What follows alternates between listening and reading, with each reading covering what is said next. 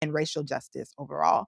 The Monday after like sort of like this stuff started happening, the protests and stuff, I was just like, yo, I just am gonna let you know I can only, and I will put on a away message so folks know what it is. I will get back to people who email me the next day or maybe in a couple days, but I need to reclaim my time because I am being aged in a way that I don't think I will be able to get back. Mm. And that feels like it is aging my spirit and my will to live, to be honest.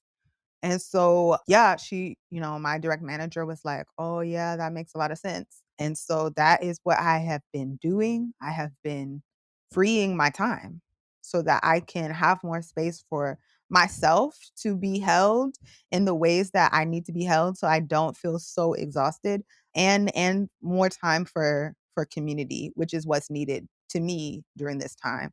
So that's one way that I've been freeing the bag this week.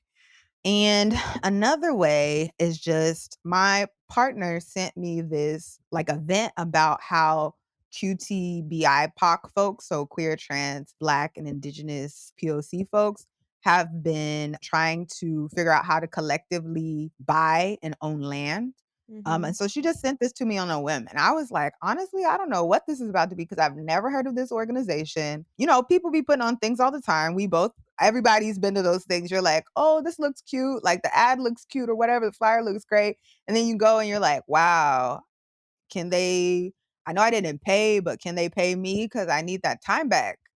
And so I was just like, I don't know what this is about to be, but I also decided to share it with folks who I know, like Isanet and other folks who I know are on this journey of trying to collectively and ethically own land together.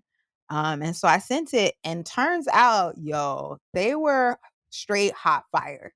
Amazing. Like, yeah, it was this organization called Brioxy. You can like look them up on Instagram. And basically they were starting off with telling us a story about how they're trying to buy a collective block in Baltimore as queer Black folks and had turned something like a very small amount of money that they somehow got from like a family member selling property to like 25 million.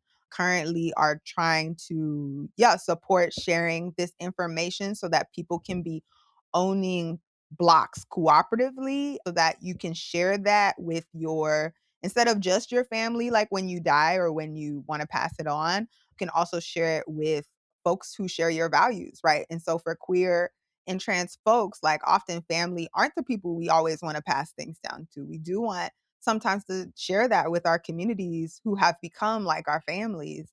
And so it was just such an eye-opening conversation with Brioxy. And so I think a way that we in Ethernet all we always do this, but the way that we free the bag together is just by like putting folk on, right?